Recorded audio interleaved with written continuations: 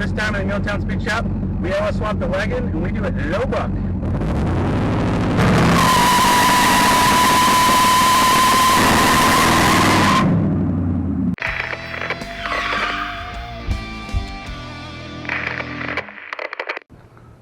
All right, it's finally time. Finally, we get to start the wagon build. I've been waiting to do this for 4 or 5 years, ever since I bought this car. What we've got here is my 88 Caprice Estate wagon. I've driven it a lot, actually. This has a stock 307 olds in it, 200 R4 trans. I've driven this all over the southeast part of the country on different road trips, making good memories. And I've also driven this thing to work and back. It really, really needs a new engine and really needs a new trans. Everything runs and drives right now as it is. It's just really worn out. It burns as much oil as it does gas. It leaks oil, it leaks power steering fluid, it leaks coolant, it leaks everything. Suspension's clapped out, brakes work well.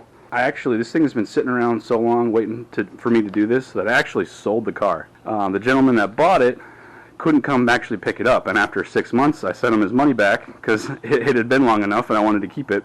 We put this on MuleTown Mobile Dyno 3-4 years ago and it made 100 horsepower to the wheels. It is very, very worn out. We also coated the inside of the dyno trailer in oil that came out the exhaust. The last time I really drove this anywhere, the exhaust fell off on the way to church. Try and get it fired up here, get it in the shop, and start tearing the 307 out of this and get to work putting the LS in it.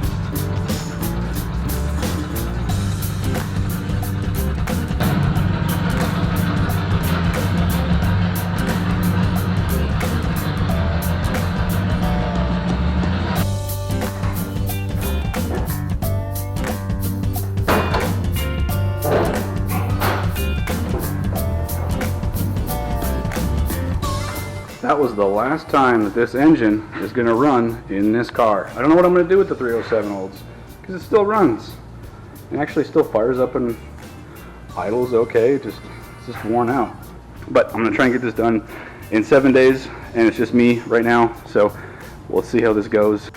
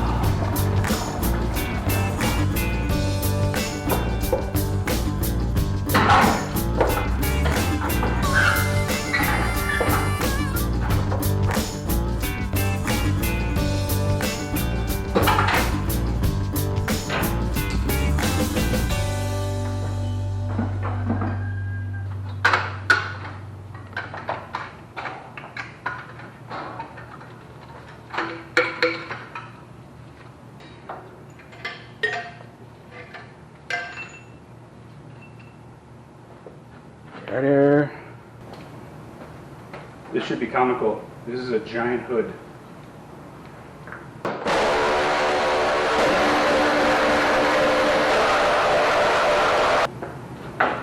Now what?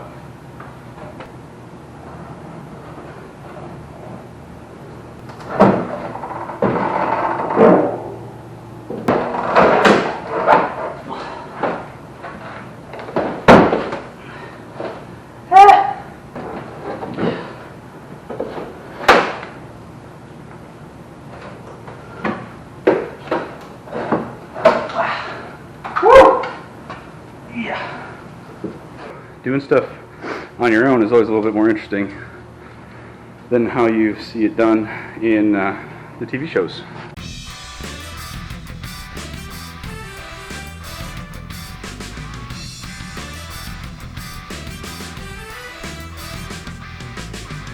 Let me briefly show you what I disconnected under here. Is the drive shaft, the trans mount there, and then the cross member where it bolts to the frame. I unbolted those as well. I removed what was left of the exhaust, the dust shield for the trans, starter, the connector for the trans, the shift linkage for the trans, the speedo cable. Progress has been made. The motor mount bolts are loose, and this should be ready to give a tug to.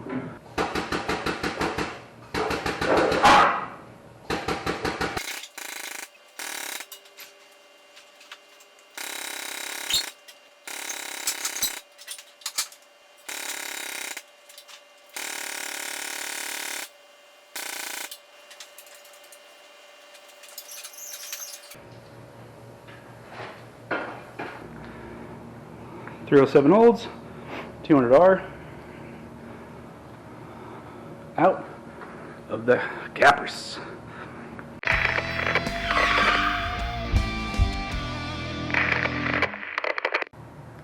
Alright, it is day 2 of working on the road pillow. Last time we got the engine out, trans out, and left with this mess. I did get the evaporator and the heater core swapped out in that box there. That was kind of fun. Alright, back underneath the car here, trying to get these Oldsmobile frame mounts off for that Olds motor.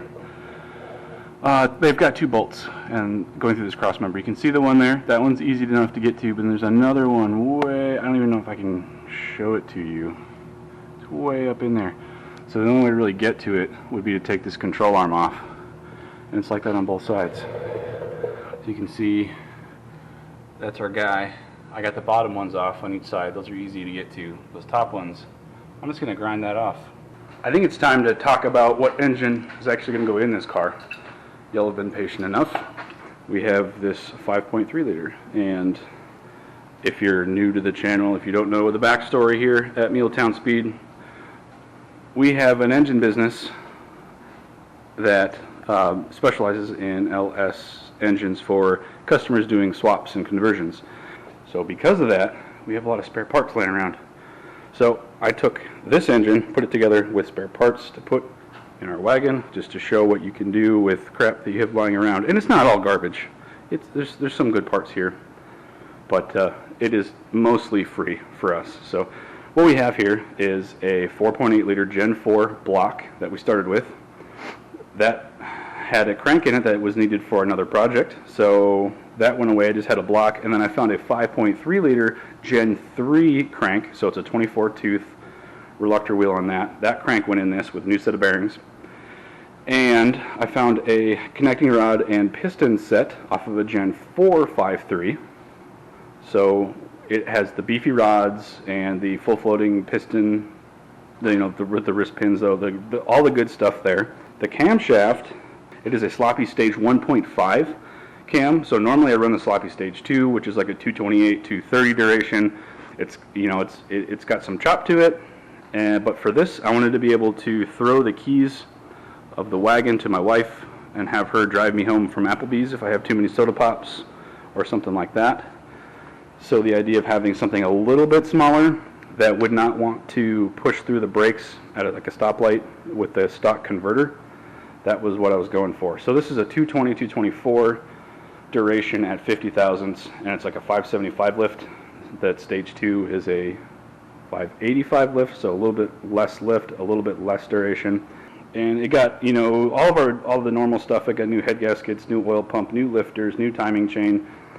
The valve springs are a Pac 1218, and that is a great match for that sloppy stage 1.5 cam, which is an Elgin E1839P. Those valve springs went into these 243 cylinder heads. The intake is an LS6 car intake off of like a Corvette, like C5 Corvette that I've had sitting around.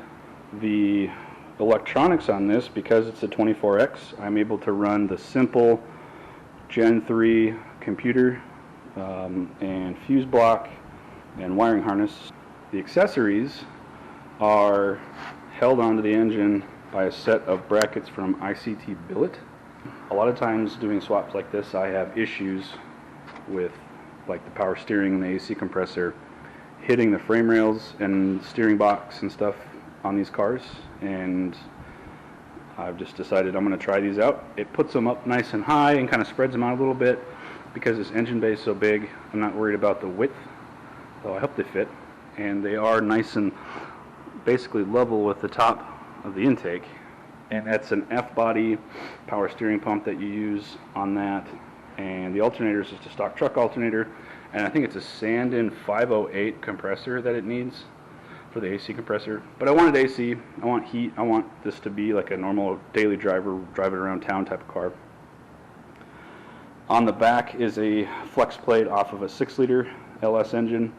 So it's the flat flex plate with the spacer behind that flex plate, so that it's got the correct spacing, correct bolt pattern for a 4L80, which we'll get to in a minute. So there's still a few things I need to do to this to get it ready to go in the car. I've already taken some parts off to make it easier to slip in, like the starter and the exhaust manifolds and stuff. I think I'm going to run, I've got a set of shorty swap headers that I took off of another build that I'm going to try and run on this, see if they'll fit. I think they'll fit.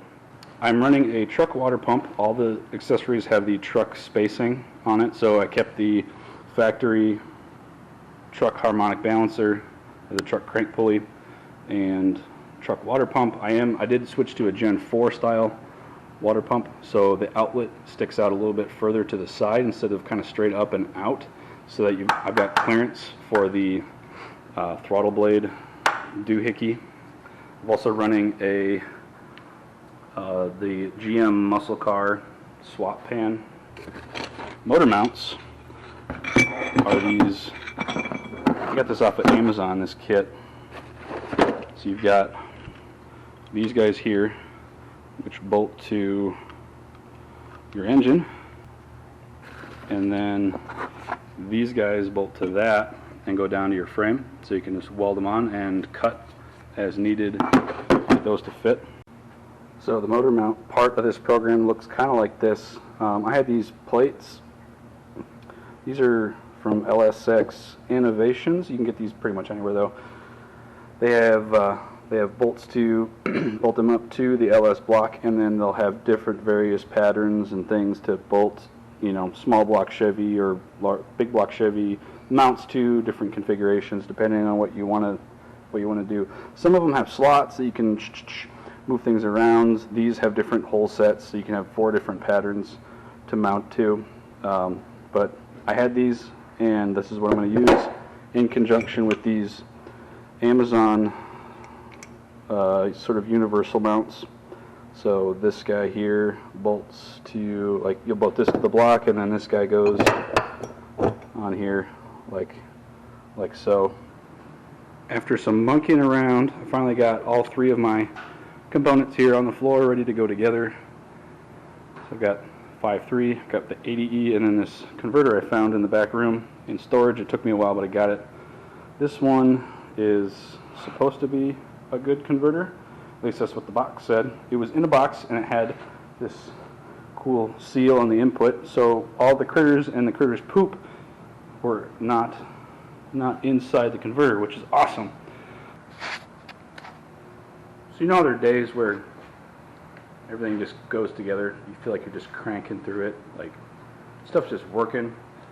Well, that was yesterday. Today's not that day.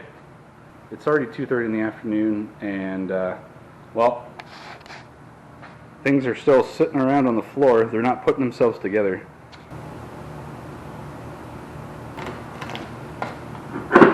One, two, there we go.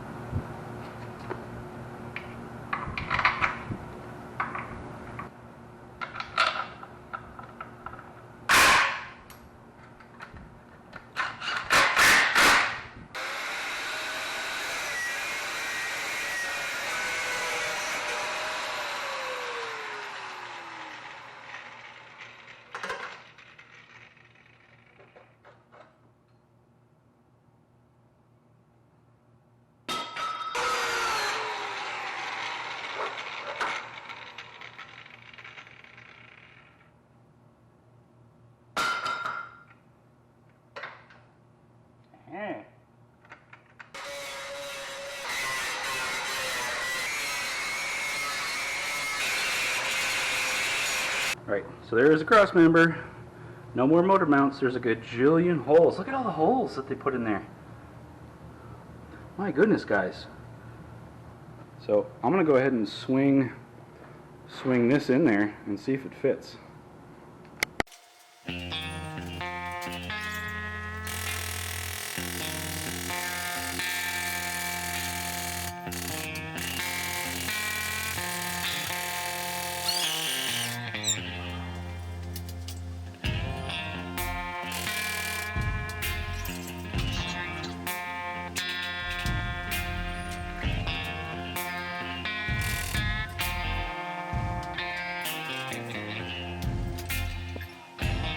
That's how you do it right there.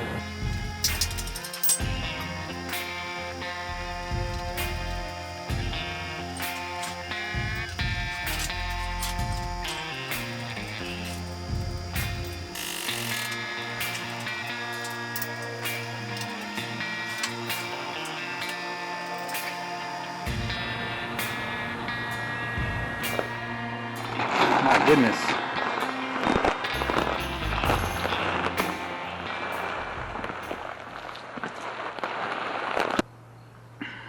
So the reason this is a mess is because this now has an LS in it.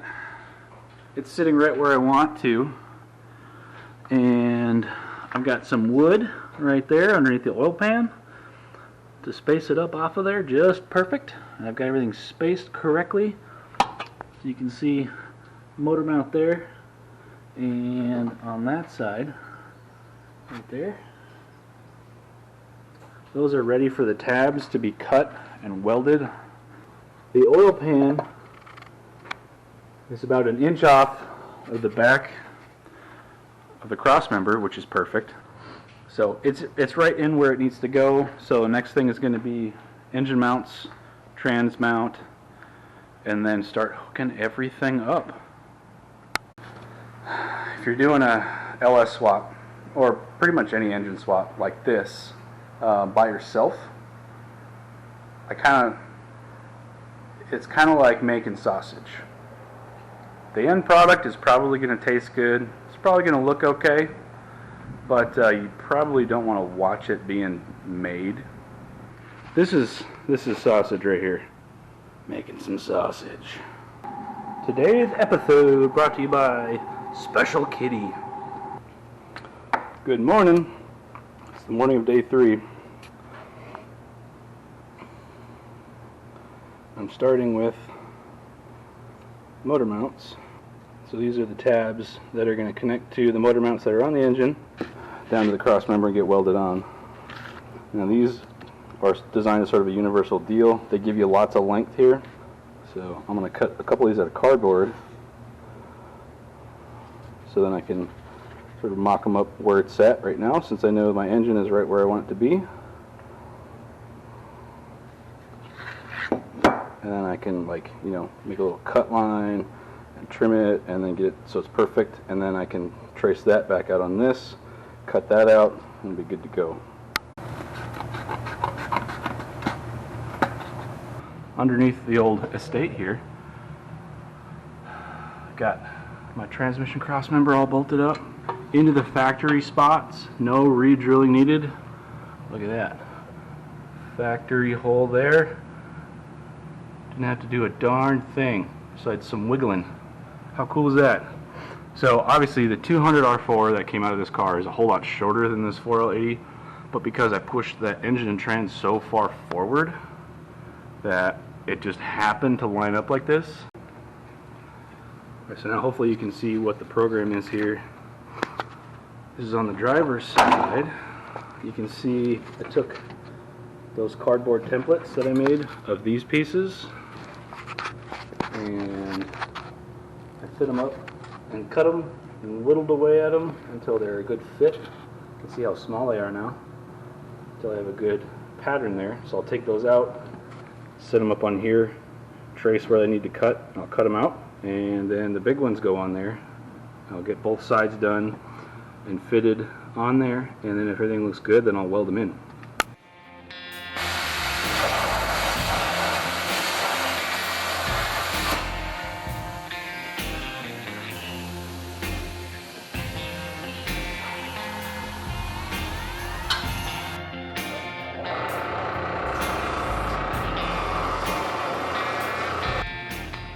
Here are the frame mounts for the LS, all ready to get welded on. See there?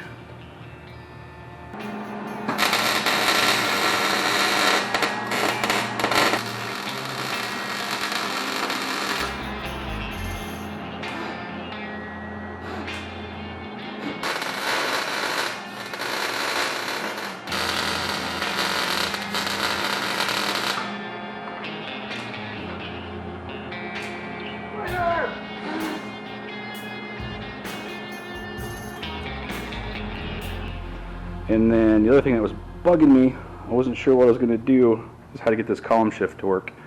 Luckily, the 200R4 transmission, the shift arm on that bolts right up to a 60 or an 80. It's pretty cool. So I bolted that to that transmission, and because that 80 is so much bigger, the bell crank, I guess, this intermediate linkage piece that interfaces with that, is way too long. So I'm going to shorten this by about that much, put it in, and it aligns okay, so I think it should work, but hopefully, fingers crossed, this should be easy, and we'll have a shifter on this thing already. That's crazy. So I was going to film putting headers on, but they literally just fell into place. There was zero drama for both sides. You can see right there, that one there is just smashed to all hell. I had to do that on the last car those headers were on because they didn't fit. So anyway, I'm just going to run them as is. I don't really care. So it might look goofy because that's an F-body power steering pump, but that is a factory truck power steering hose, the pressure hose right there. I didn't bend it. I didn't do anything. I just hooked it up and routed it around like you see it there. Boop, right down in there. No adapters, no adapter kit, no nothing. And then the other one, the return, is just right there. It's a straight shot down, and that's a low pressure hose down to the other one. So that one's super easy. So I didn't have to spend a dime on anything. Everything just worked.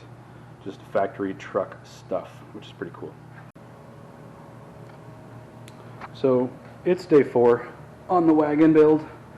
And it's like 4 o'clock in the afternoon, and I've only been out here about an hour because stuff. But I've been working on this cooling package, and this radiator, ladies and gentlemen, is out of a 73 Oldsmobile Delta 88.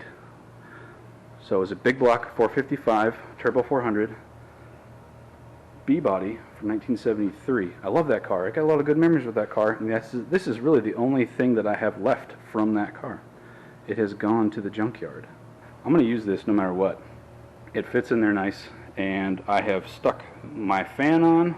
I have stuck the AC condenser on the front using zip ties and washers, and then also this one has an internal transmission cooler, but I don't know how well it's going to work. So what I've done is I've got one inlet here from the transmission. It's going to go through the cooler in this radiator, and it's going to come out here, and this is where you would normally go back to the transmission. I have it routed up to this smaller bar and plate style cooler. These are really efficient. I know it's really small, but it's a really efficient little cooler. So it's going to go through this one, and then it's going to go back to the transmission. So it's going to go through 2 different coolers, and hopefully that will keep that big 80E nice and cool.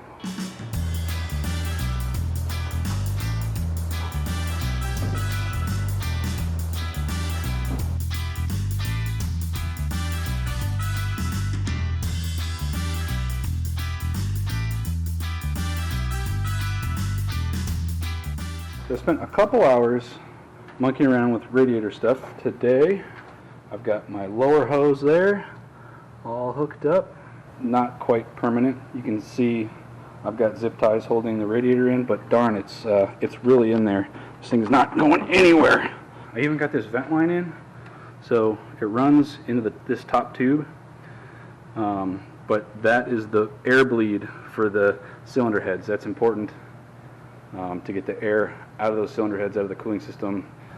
And I got heater hoses hooked up. These were from another project, so they're already short, but these are Dayco 80418, and then I think 80419 is this other one. They're a little bit different size, but they're perfect for LS swaps because it's a straight run, and they come really long, so you can cut them to fit. And then there's 90s on this end, and they fit perfectly on the LS water pump heater ports. So I'm gonna go in and probably eat pizza. It's exhaust time for the wagon.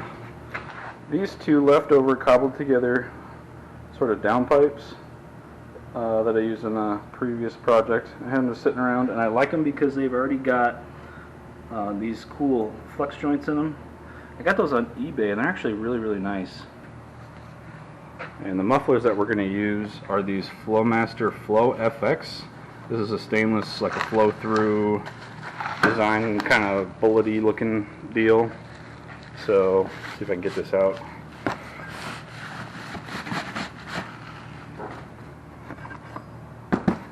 So these are the Flow FX Flowmaster deals. They look like they look really good, good quality. Now hopefully you can see what I'm trying to do with the exhaust here. So I got these garbage downpipes, the flex pipes there, going into these Flowmaster Flow FX mufflers on either side. Look at that.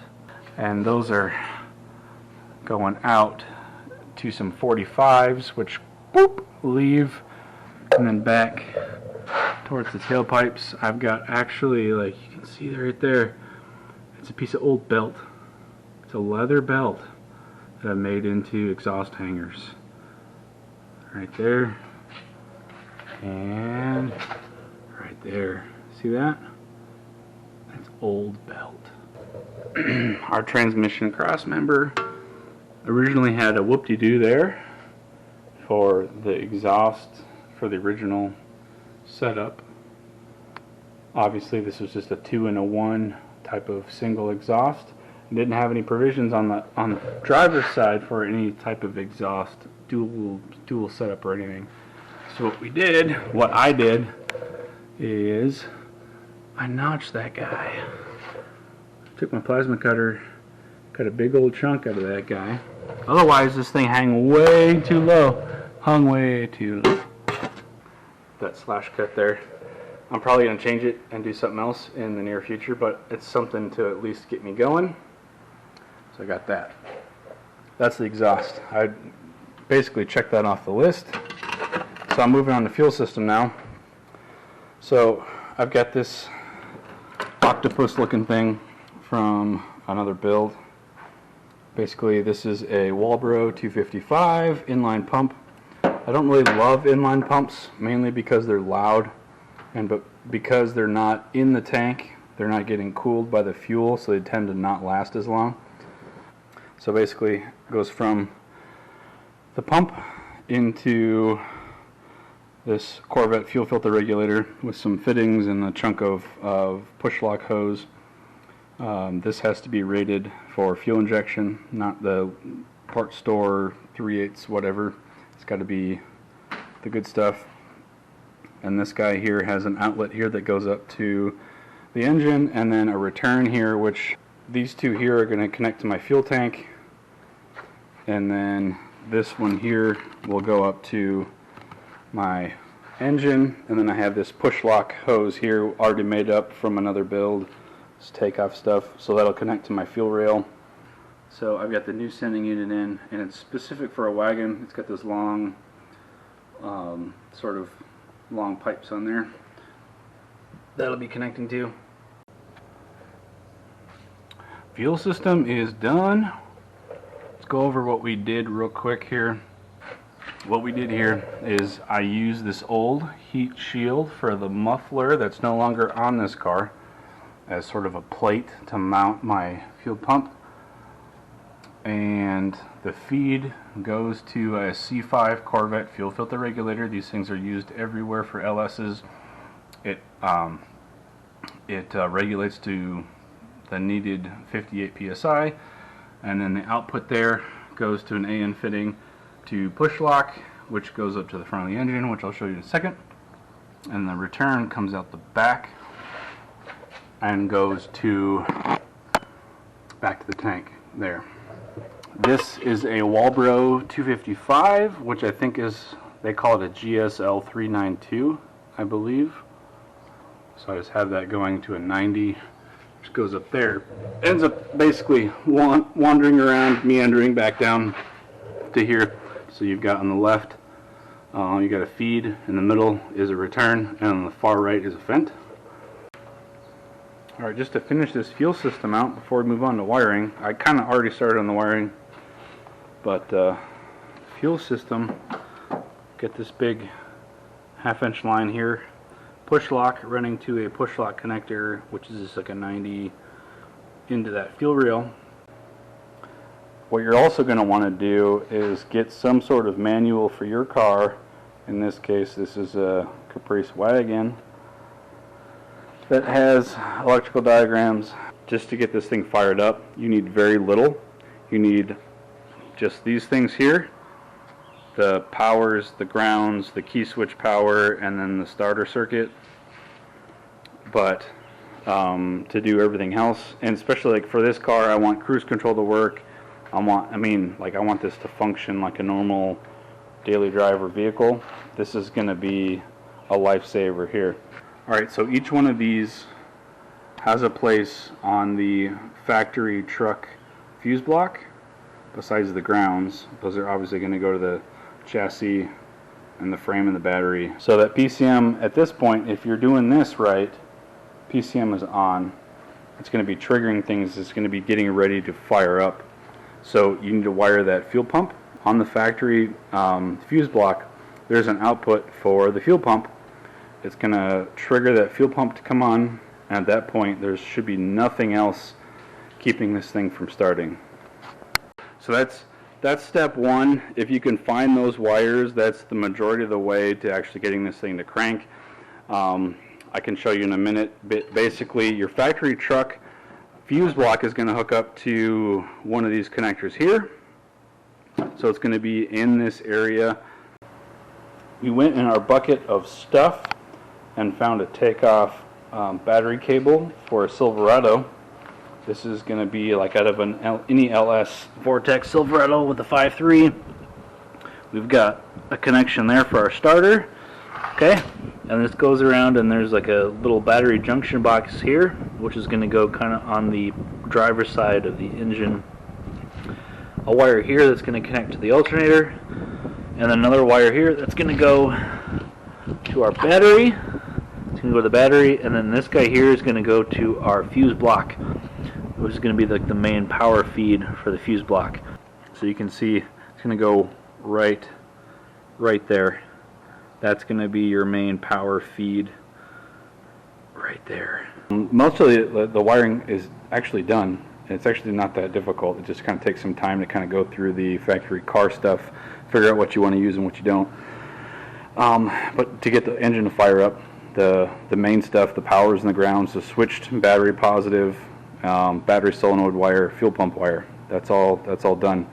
And I also ran some wires here from the PCM going into the car, so I can wire up an OBD connector that will allow you to hook up a scan tool, or in my case, HB tuners.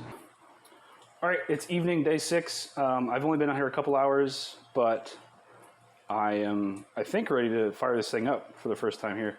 I've got it full of fluids, and I've been dinking around with the rest of the wiring stuff that I need to get this thing ready to go. Got my PCM mounted here with this weird PCM bracket. My fuse block is just kind of sitting here. Got a battery in it. I've got my throttle cable wired up.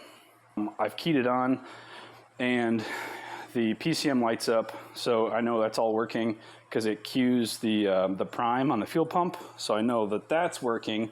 and I was able to go into my HP Tuner's software and turn my electric fan on and off, which I'm using the fog lamp, fuse, and relay here in this setup. These trucks that this came out of did not have electric fans, so there's no electric fan relay in here, but there's lots of other relays that you can use for that. So I'm using the fog lamp relay for that. I'm gonna get my HP tuner started. All right, that's running. Here we go.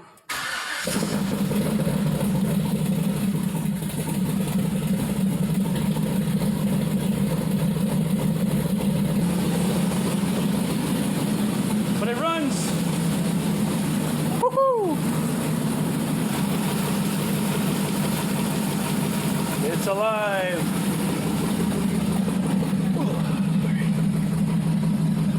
See, I've got 40-ish PSI oil pressure. This is why you put your engine on a run stand and make sure that the wiring is all good. So that stuff like this happens. It just started. That's awesome. Level 3 packages are the best. No nonsense, no weird noises.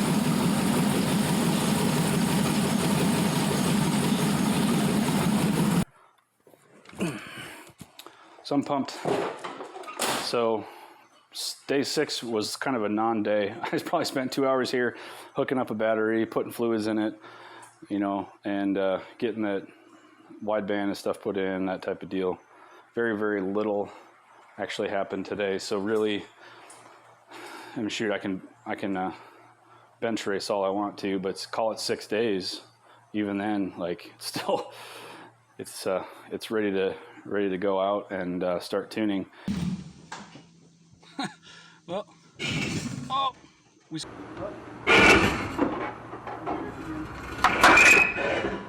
see how bad we tore up the exhaust that time.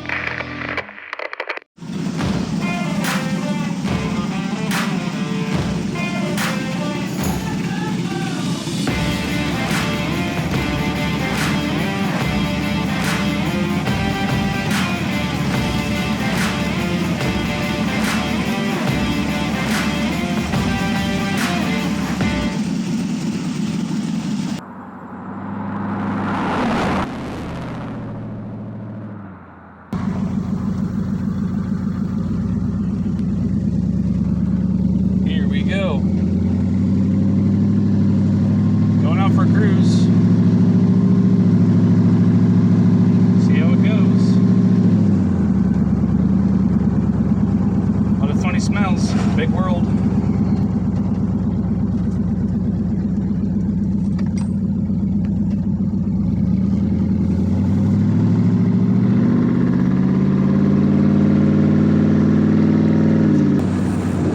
So this actually drives around really nice. Just like you think an LS powered wagon would. It's exactly what I wanted. No fuss.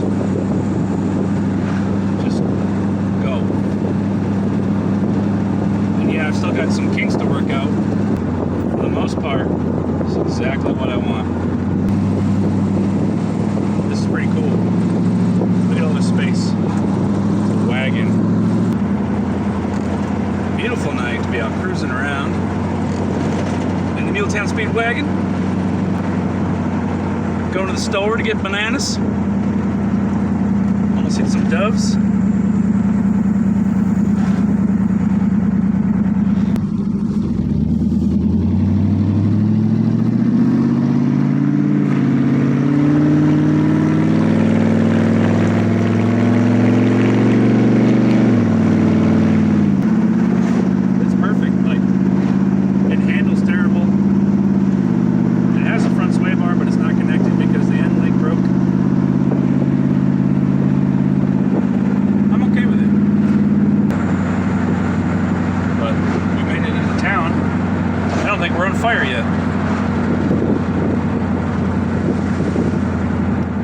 last few times I took it into town,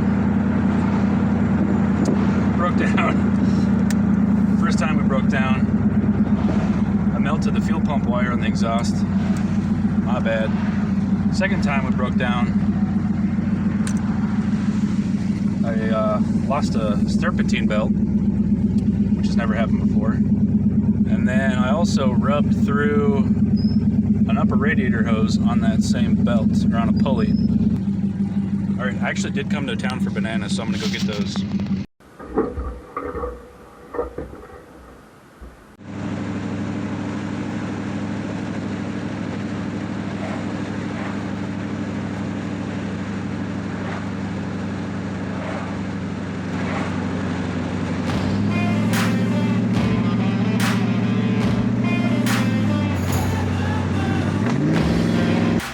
We go. The LS Wagon build is in the books. Now we still have a lot left to do, like wiring harness, tune, air conditioning, gauges, the entire rest of the car, that type of thing. But for now, it runs and drives, and so I'm going to put a bow on this. So stay tuned to this channel, like and subscribe for all the updates on this as we move forward. It's going to be fun. Planning on keeping this for a while, and yeah. Happy motoring.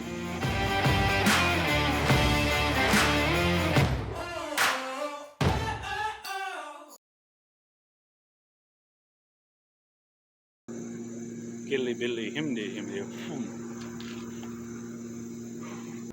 Little. I'm just going to call it the estate from now on, because it seems posh. This is a fancy show.